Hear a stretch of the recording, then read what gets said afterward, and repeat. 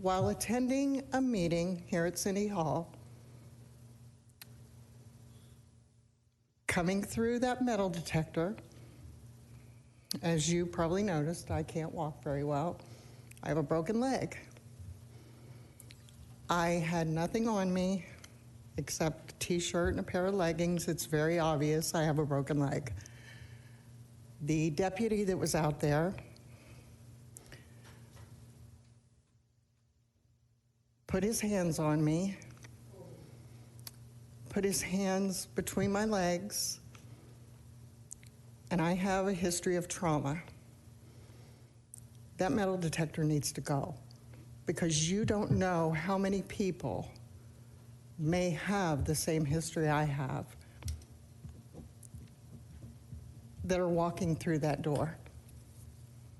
Nobody but my husband, no man, should ever be putting their hands on me or any woman or any man.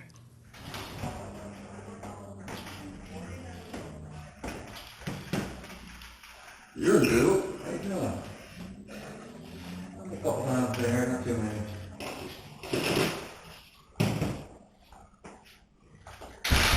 You know the table's supposed to be over here, right?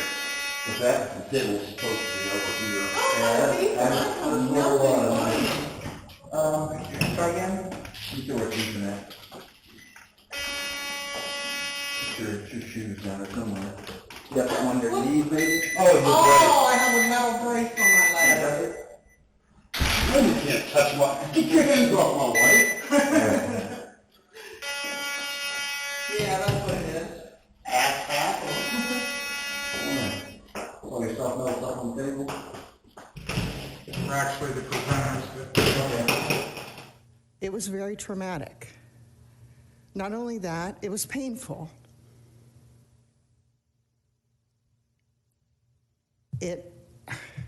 I just have no words of what happened. But it's time for that metal detector to go. I just don't know what else to say. I go to the courthouse. I'm a guardian ad litem. I have never been touched going through the metal detector. It's just unacceptable. And yes, that was a very traumatic thing for her. I had to deal with for, probably the first 10, 15 years of our marriage, her getting over what happened to her as a child. And to have that son of a bitch touch her the way he did, and because of his badge and his gun, I couldn't do a damn thing about it, and neither could she. I want you to think about that. Think about your mother or your sister. Now, moving on. You sing that in church all night? Yeah. You don't put your hands on my wife again like that. You haven't kidding. With that? You don't put your hands on my wife like that. I have to check those. She's got a knee brace on. You don't have to check her. No, you don't. What's your name? Actually, let me see your ID. You want ID? I want to see your Department issued ID. I guess I'll hand for your car.